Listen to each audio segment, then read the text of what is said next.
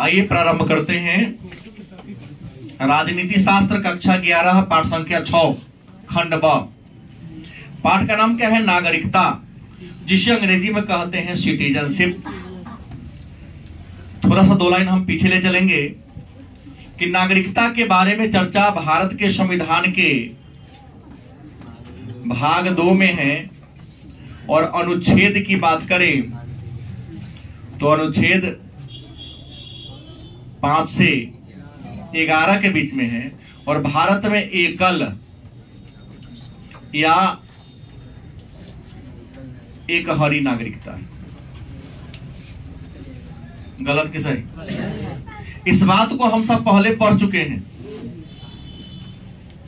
नागरिकता के बारे में चर्चा संविधान के किस भाग में है? भाग 2 में है, अनुच्छेद। और भारत में किस प्रकार की नागरिकता है? एकल चाहे एक हरी नागरिकता है। अब प्रश्न है, तो एक हरी नागरिकता का प्रावधान किस देश से लिया गया? तो इंग्लैंड से लिया गया। इंग्लैंड को ब्रिटेन भी। तो सबसे पहला प्रश्न है, मन में एक प्रश्न होगा, हम भारत के नागरिक हैं,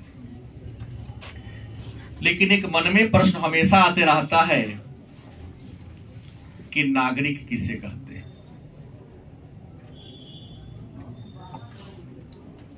गलती किसे? नागरिक कहते किसे हैं?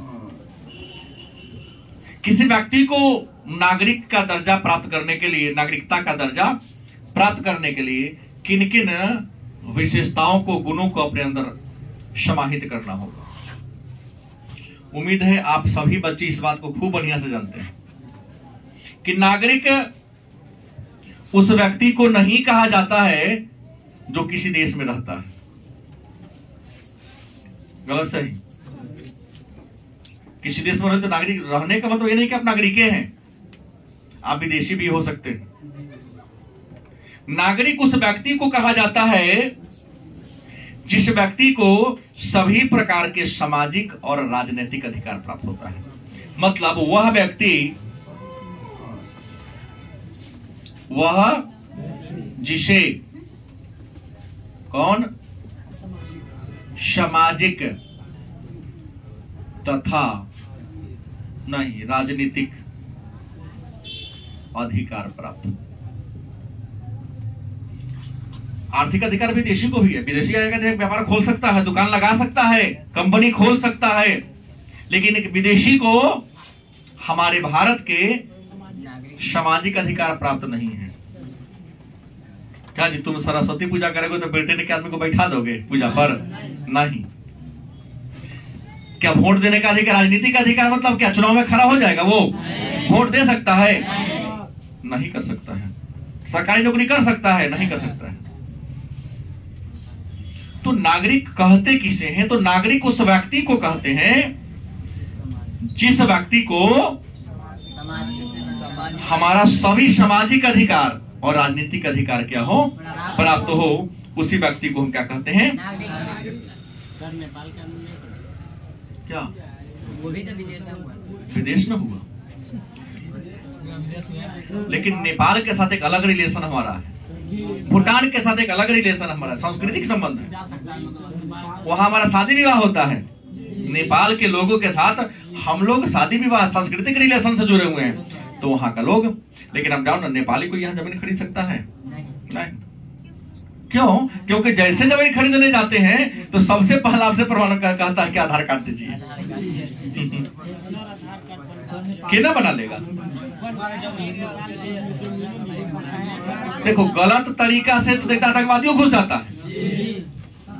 हमने कहा हम जो बात करते हैं एक कानूनी दायरे में कर रहा हूं, चुरा के क्या कर लिया उससे मतलब मेरा नहीं है। तो बहुत ही हम भी जानते, तुम ही जानते हो, लेकिन दिखा के नहीं कर सकता है।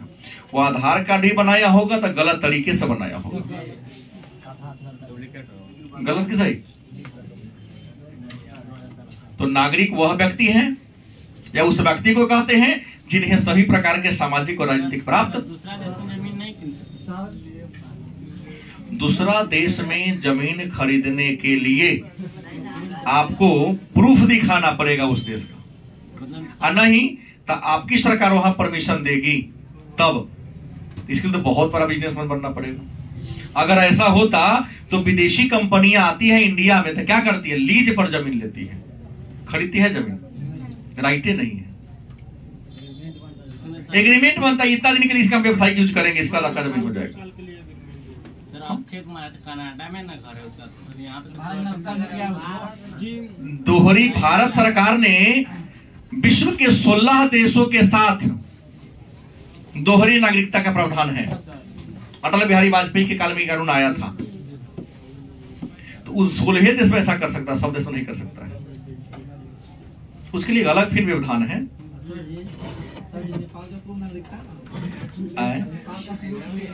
एक प्रश्न है, आप लोग इंडियन है कि नेपाली, बताइए हमको। नेपाल पर बार बार फोकस क्यों कर रहे हैं? नेपाल से उतना लगाव है तो नेपाल छोड़ दो, इंडिया चल जाओ नेपाल में। हम बात कहां ले बार बार नेपाल आकर रुक जा रहा है क्या जी? यहां से आगे बढ़ते नेपाल मुद्दा जा रहा है, इसलिए कुछ अच्छा बात पढ़ाने का मन आप लोगों को आगे नहीं बोलने देते। हम जो बात करते हैं कानून की बात करते हैं, और आप लोग वह बात कर जिसका कोई मुद्दा ही नहीं होता है, क्या जी? उलट जाता है। हमने कहा नागरिक उस व्यक्ति को कहते हैं जिसे सामाजिक तथा राजनीतिक अधिकार प्राप्त हो, उसे क्या कहते नागरिक, क्योंकि सामाजिक और राजनीतिक अधिकार विदेशी को प्राप्त नहीं होता है। क्या विदेशी चुनाव में खड़ा हो सकता है, वोट दे सकता है? नहीं। विदेशी हमारी सामाजिक परंपराओं में जो होगा कर सकता है? नहीं। अब प्रश्न है, नागरिक रियल में कहा जाए तो दो ये प्रकार का होता है। नागरिक अगर वास्तव में कहा जाए कई प्रकार के होते हैं, तो नागरिक दो ही प्रकार के होते हैं, लेकिन और भी हैं, लेकिन दोनों में ही शामिल। पहला कौन होगा? जन्मजात। कौन होगा? और दूसरा क्या होगा? देशीकृत। देशीकृत में कई वर्ग हैं और, लेकिन रियल में नागरिक कई प्रकार के होते हैं? दो ही प्रकार के होते हैं। पहला नागरिक कौन होगा? तुम्हारे दादा कहाँ के थे? इंडिया के थे। परदादा कहाँ के थे? तुम कहाँ जन्म लिए? तुमको कहीं प्रमाण पत्र देने की जरूरत हुई? हम भारत में जन्मे हैं, हमारे दादा परदादा परदादा के दादा भी इंडिया में ही जन्मे थे, इसलिए हम किस देश के नागरिक हो गए? तो जन्म के आधार पर जो नागरिकता प्रदान की जाती है उसे किसी देश में जन्म लेने वाले व्यक्ति को उस देश के जन्मजात नागरिक माना। आदेशीकरण मान लिया कि आपने कहा किसी ने कि सर अक्षय कुमार कनाडा में जमीन ले लिया, नागरिक है। चलो, हम आपके सीतामढ़ी के जो विधायक है सुनील कुमार पिंटू, अमेरिका में जमीन के पास है, जमीन नहीं है, फ्लैट खरीदता है। लोग जमीन नहीं खरीदता है, बिल्डिंग खरीदता है। जैसे एक कर्नाटका का एक हम कल पेपर में देखे थे या कहीं हम पढ़े थे समाचार में ही कि बुर्ज खलीफा में 31 फ्लैट का मालिक है। वो बुर्ज खलीफा है ना, एक बहुत ऊंची इमारत है विश्व की, दुबई में है। तो प्रश्न है उसमें 31 को फ्लैट, उसमें तो हजारों फ्लैट होगा, उसमें 31 को फ्लैट उन्होंने क्या किया, अपने कर्नाटका का खरीद के रखा है। और जमीन नहीं है, जमीन तो किसी और का होगा। मैं 2-4 गो फ्लैट कैसे वो एक रूम का, 2 रूम का, 3 रूम का, 2 BHK 3 BHK 1 BHK का फ्लैट खरीदा होगा। हर जगह सीतामढ़ी में आपको बिके, कुछ दिन के बाद बिकेगा, पटना में बिक रहा है, मुजफ्फरपुर में बिक रहा है। अब जमीन कहाँ है इतना कि तुम जमीन खरीद के घर बनाओगे, और लोगों के पास टाइम कहाँ है? हाँ, तो तुम्हारे पास टाइम है कहाँ? वहां तक आपका बिल्डिंग बनेगा और तुमको पसंद आ गया अगर जाके तो खरीद के रहो। तो हर जगह नियम है। अब जमीन खरीद के सब घर बनाएगा तो नहीं चलेगा। देशीकृत, अब देशीकृत या इसको पंजीकृत भी कहेंगे या प्राकृतिक भी कहेंगे। अगर आपको मान लिया अमेरिका पसंद आ गया, ब्रिटेन पसंद आ गया, फ्रांस पसंद आ गया, या किसी अन्य देश के नागरिक को अपना इंडिया पसंद आ गया, तो प्रश्न होगा, यहां रहेगा, आवेदन पत्र लिख कर देगा। क्या देगा? आवेदन पत्र लिख के देगा, और आवेदन पत्र लिख के देगा, फिर उस पर जांच पड़ताल होगी, तो भारत के संसद के द्वारा, संसद को यह पावर है, उसको नागरिकता प्रदान करता। आवेदन पत्र देकर भी आप नागरिकता प्राप्त कर सकते। इसके अलावा और भी तरीका है नागरिकता बनने का, तो विवाह के द्वारा।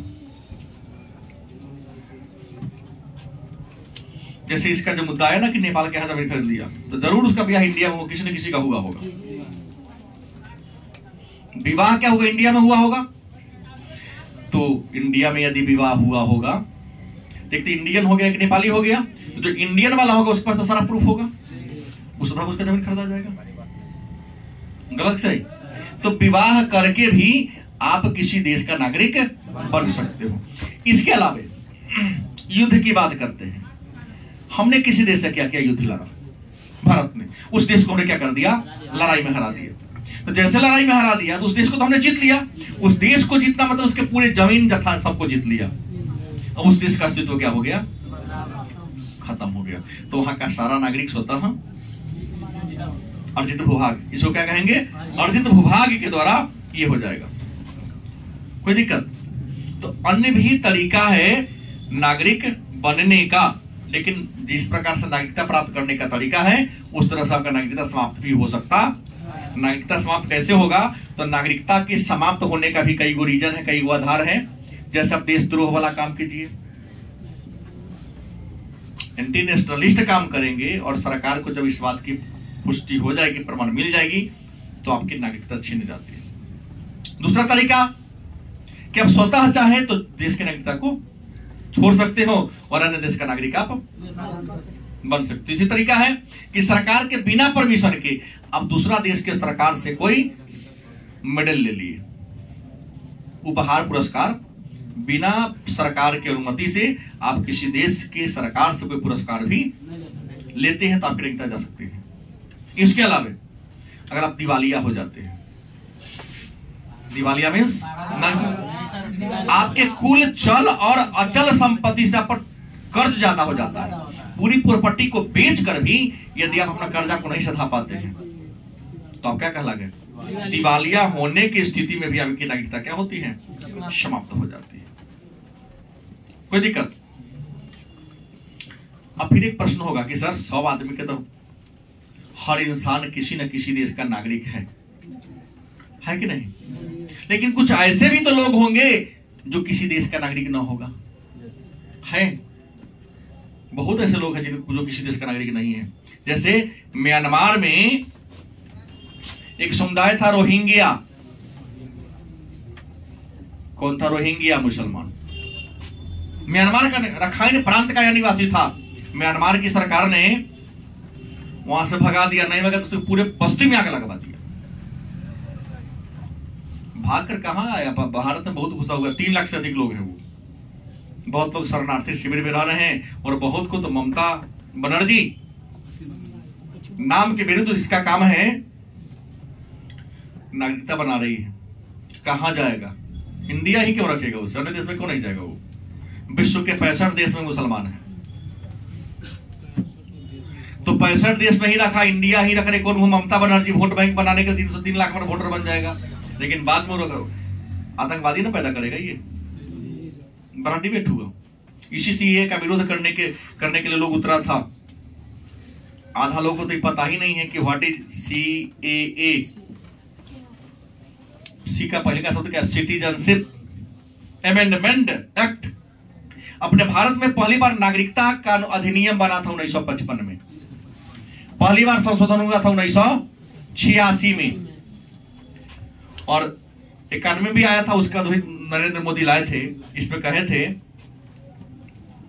कि भारत के जो पड़ोसी देश हैं 7 को है ना, पाकिस्तान, अफगानिस्तान, चीन को छांट दिया जाए, वह नहीं है, सबका नहीं, 7 में से कुछ देशों का। नेपाल में भी दिक्कत नहीं है, म्यांमार है, बांग्लादेश है। इन देशों में हिंदू रहते हैं, सिख रहते हैं, पारसी रहते हैं, उन पर बहुत अत्याचार हो रहा है। बहुत, थोड़ा नहीं, बहुत ज्यादा हो रहा है। गलत कि सही? खास करके आजादी के समय बांग्लादेश और पाकिस्तान की बात करें तो वहां पर हिंदुओं की संख्या 17-18% थी, आज 1.5% रह गया है। गलत कि सही? तो वो सब पलायन करके, उसको वहां किसी प्रकार का राइट नहीं है, इंडिया में भाग गया। तो उस सबको नागरिक बनाने के लिए तो अपने देश के बड़े बड़े दिग्गज लोग, किसी को नहीं, मुसलमान को भी बना दिया जाए। हमारी सरकार ने कहा ऑलरेडी मुसलमान के लिए तो पाकिस्तान है, ये है, वहां से यहां भाग के क्यों आया है? आतंकवादी बनने के लिए। जिसको टॉर्चर किया जा रहा है उसको नहीं हक बनाया जाए। इसी का विरोध हुआ केजरीवाल के सपोर्ट में दिल्ली में। तो समझो कोरोना आ गया कि सबको भागना पड़ा, ना तो 500 के महीने रोज दे देंगे, शाहीन बाग में सबको बैठे लेते, अब मीट भात खिलाते थे, चिकन मटन खिलाते थे। बात गलत है सही है? उसी में विरोध चल रहा था तो कुछ लोग विरोध, मीडिया वाले कहे बहुत तो पढ़ने वाला उन्हें क्या विरोध कर रहा है, तो हम नहीं जानते प्याज का दाम बढ़ गया इसलिए विरोध कर रहा हूं। प्रदर्शन में तो आधा लोग को पता ही नहीं कि तू विरोध क्या कर रहा है। गलत कि सही? लेकिन हल्ला करेगा सुधे, तो उसकी औकात 200 रुपया का है। कोई पूंजीपति लोग आएगा, 200 रुपया देगा, हल्ला करवाएगा उसे, वो अपने घर में आराम से बैठेगा। बम पटकाएगा तो 200 रुपया जान कमाएगा वो ना। पूंजीपति तो सेफ है कहाँ? अपने बंद कमरे में। कभी देखे हो अच्छे लोगों को उसमें देखे हो? कभी नहीं देख सकते हैं। और नेता जो भड़का देता अपने पीछे हो जाता है, तो भड़क जो हम है तुम्हारे पीठ पर, बाद में चिन्हो नहीं। कौन? हाँ, लगाया गया था, सही बात है। अपने बैग में था कि नहीं? पीछे हो गया। तो मेरा कहना है 1950 में बना, उसके बाद यहां बन गया। अब सवाल है, क्या बोलते हैं? नहीं, तो इसको नहीं है किसी देश की नागरिकता, हटा दिया देश की सरकार ने। अरे गड़बड़ था तो उन्हें हटा दिया। तुम्हारे माता पिता तुमको घर से कब निकाल देते हैं? जब तुम बहुत अति कर देते हो गड़बड़ी का, तो कहीं ना कहीं कुछ ज्यादा गलती किया होगा ये, क्या जी?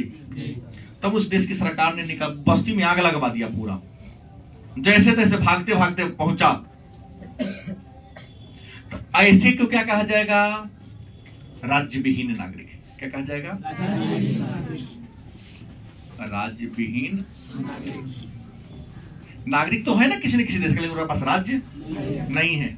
तो जो राज्य युक्त नागरिक, आज नागरिक है, लोग हैं, लेकिन उसके रहने के लिए राज्य नहीं है, तो उसको क्या कहा जाएगा? राज्य विहीन नागरिक कहा जाएगा। अब प्रश्न है, नागरिक 2 प्रकार के होते हैं, और भी इसका वर्गीकरण आप कर सकते हो। एक सक्रिय नागरिक और एक आप लोग निष्क्रिय नागरिक। अब कहोगे सर सक्रिय नागरिक किसे कहते हैं, निष्क्रिय नागरिक किसे कहते हैं? नहीं, तो सक्रिय नागरिक उस नागरिक को कहेंगे, सक्रिय जनता उस जनता को कहेंगे जो राज्य के कार्यों में बढ़ चढ़कर ही चले। नहीं, राज्य के सहयोग के लिए अपने समय में से काटकर 24 घंटा में से 1 घंटा काटकर हमेशा उस परिचर्चा पर ध्यान दे, सुने उसके बात को कि देश में क्या हो रहा है, कुछ देर चिंतन करें अपने देश के बारे में। ऐसे नागरिक को क्या कहा जाएगा? अनिष्क्रिय, उसके पास टाइम ही नहीं देश के लिए सोचने के लिए कि देश हमारा कहां जा रहा है, किस दिशा में जा रहा है, नेता लोग क्या करेगा, तो उसको कहा जाएगा निष्क्रिय नागरिक कहा जाएगा। अब प्रश्न है, तो ये जो नागरिक होते हैं, लोकतांत्रिक व्यवस्था में नागरिक की विशेषता क्या होती है? हर देश में नागरिक होगा, नागरिक की कुछ ना कुछ क्या होगी, विशेषता होगी। तो नागरिक की पहली विशेषता है कि नागरिक को साहसी होना चाहिए। गलत कि सही? साहसी होगा तब सरकार के गलत नीतियों का विरोध करेगा। इस डर से कि विरोध करेंगे तो हमको उठवा लेगा सरकार यहां से, तो वह नागरिक नहीं कहलाने के लायक वो है ही नहीं। देखते हैं सरकार कुछ गलती करती है तो ऐसे ऐसे अपने देश में निडर पत्रकार लोग हैं, निडर नेता लोग हैं, निडर लोग हैं, खुलकर विरोध करता है, नाम लेके कहता है उसने ऐसा किया है, गलती किया है। तो साहसी होना पड़ेगा, सत्य निष्ठा से युक्त होना पड़ेगा और कानून का पालन करना पड़ेगा। कहते हो देश हमारा है, अरे कैसी देशभक्ति है तुम्हारी? सड़क पर टायर फूके, रोड खाने के पटरी उखाड़ कर देश को क्षति पहुंचा रहे हो। कहते देश हमारा है, ट्रेन में आग लगा देते हो, कहते देश हमारा है। ये ठीक बात नहीं है। टावर तो छोड़वे न करता। हाँ, यहाँ टावर चुरा लेता है, कहता भारत हमारा है। सुनने में है कि एक रेल का बोगिया चोरी हो गया है। रेल अब सही गलत मैंने कहीं पढ़ा था, ये पेपर में आया था, अपने बिहार की कहानी है ये। अब पटना से टावर चोरी हो गया, खोल लेता, कहता राज्य हम आदर्श नागरिक। दूसरा सामाजिक विशेषता, नागरिक एक विशेषता सामाजिक, नागरिक स्वतंत्र हो और खुला दिमाग का हो। नागरिक कराने के लिए आपका स्वतंत्र होना चाहिए, आपका दिमाग क्या हो, खुला होना चाहिए। आर्थिक मामले में स्वतंत्र होना चाहिए और राजनीति में बढ़ चढ़ कर हिस्सा लेने वाला हो। ये नहीं कि नेता कुछ भी करे, हमको क्या मतलब है इससे, नहीं, वोट देने अवश्य जाना चाहिए। जाति धर्म को त्याग कर हमेशा ऐसे लोगों को चुनना चाहिए जो समाज, राज्य, देश के हित में सोचने वाला हो। नहीं, ये नहीं कि सत्ता में आने के बाद अपने हित की में सोचे। पिछले बार चुनाव का 2019 में तो हमारे माननीय राहुल गांधी ने क्या कहा कि हमको सत्ता मिला 6,000 के महीना देंगे। हम तो धन्यवाद देते 1 करोड़ 35 करोड़ लोगों को 6,000 पर लात मार दिया। नहीं लेंगे, खैरात खाने की हमको जरूरत नहीं, और दुगुना वोट एनडीए को जितवा दिया, 300 दिन पहुंचा दिया ना। मतलब नागरिक में विशेषता होनी चाहिए कि 6,000 देगा तो कहीं ना कहीं तो हमरे पर कर्जा बढ़वाएगा ना। वो 1,000 एक तरफ 6,000 देगा, दूसरा तरफ वस्तु के दाम बढ़वाएगा, टैक्स बढ़ाएगा। क्या अपना घर से राहुल गांधी दे देते कि कांग्रेस के सब नेता अपना फंड में से दे देता? अरे यहाँ तो आर्मी का वेतन कम है, सबका पेंशन काट लिया गया, लेकिन कहां नेता का पेंशन कट रहा है। अभी साल में मुश्किल से कितना खर्चा हो जाता है? एक महीना में 200 में तो पूरा चल जय जय रहता है। 600 या 700 रुपया के आसपास में 3 महीना चलता है, तो साथियों का 2800 में 1 वर्ष बात कर सकते हैं। इन नेताओं को लगभग 10-12 हजार रुपया मिलता है मोबाइल चार्ज के लिए। रोड पर पानी वाला चाय मिलता है 6 रुपया में, और संसद में अभी भी 1.5-2 रुपया में एकदम शुद्ध दूध का चाय मिलेगा। नहीं, इस सबको सोचना पड़ेगा आपको, गलत कि सही। लेकिन इतना सोचने के लिए आपके पास टाइम है? आप नागरिक कहाँ है? निष्क्रिय नागरिक है। जाने दो, हमको इससे क्या मतलब है। खुश है, ड्यूटी जाते हैं, 10 बजे दुकान खोलते हैं, 500 रुपया रोज कमा लेते हैं, शाम में आते हैं टेलीविजन खोल के समाचार सुनेंगे तो दुगो ओकरा गाड़ी वो पार्टी को गरिया देंगे, दुगो ये पार्टी को गरिया देंगे, फिर सुत जाएंगे, फिर भोरे उठेंगे, अपना काम पर लग जाएंगे, फिर मिजाज फ्रेश हो गया गरिया के। अब प्रश्न है, नागरिक अगर है तो नागरिक को वोट देने का अधिकार होना चाहिए। नागरिक वो होते हैं क्या देने का अधिकार हो? नागरिक में स्त्री भी होता है और पुरुष भी होता है, तो स्त्री को भी वोट देने का अधिकार हो और पुरुष को भी वोट देने का अधिकार हो। हालांकि पुरुषों को तो आजादी के बाद तुरंत मिल जाता है, लेकिन महिलाओं को मताधिकार देने वाला अगर पहला कोई देश था तो वह न्यूजीलैंड था। कौन था? हाँ सर। अब ना लुटा दे, पहले लुटा जाए, कैसे लूट लिया? अब वहां पहले बैलेट पेपर हुआ करता था, और वहां गए मोहर मारे बक्सा में गिराए, तो गांव के 10 लोग लाइन में लागल है, वो आया बंदूक दुक ले ले। पहले होता था जब हम लोग छोटे थे तब की कहानी है। अब बैठ गया, सब लोग डरे भाग गया गांव के, और बंदूक लेके तारे वो खड़ा है, ओकर आदमी वोट छाप के अपना पार्टी के वोट गिरा रहा है, हो गया वोट लुटा गया। लुटाने का मतलब क्या है कि अपने पार्टी के अपने प्रतिनिधि के पक्ष में सारा वोट चाहे वो पैसा के बल पर लूट ले, चाहे बंदूक के पर कर ले, तरीका तो ही ना हुआ। क्योंकि किसी भी गांव में एक पार्टी का पूरा सपोर्टर नहीं होता है, हाँ टोला टोली रहे। न्यूजीलैंड में महिलाओं को कब मिला? हाँ। ऑस्ट्रेलिया में कब मिला?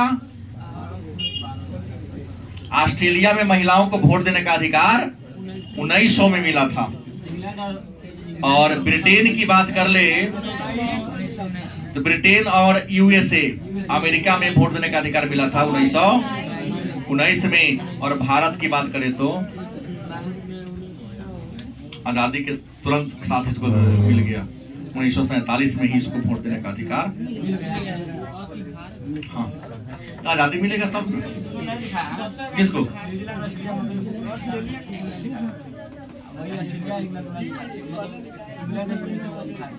अच्छा, लिख लेंगे यहाँ पर, टॉपिक यहाँ है। अब प्रश्न, नागरिक के अधिकार कौन होना चाहिए? नागरिक का अधिकार क्या है? तो मैं इसको कई बार चर्चा कर चुका हूं कि नागरिक का अधिकार क्या हो।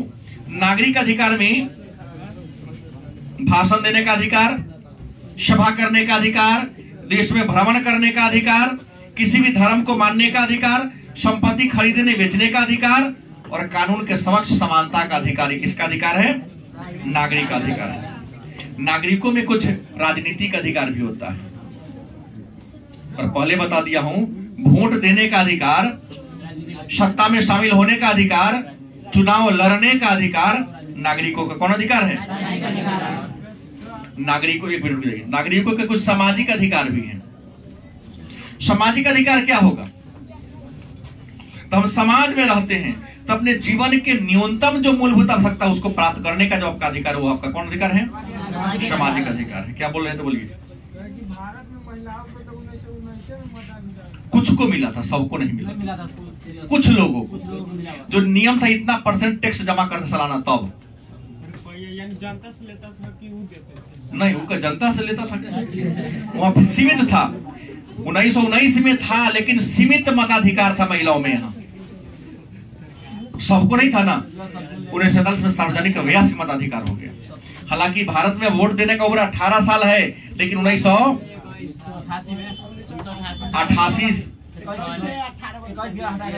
था, वहां से हटा के 18 कर दिया।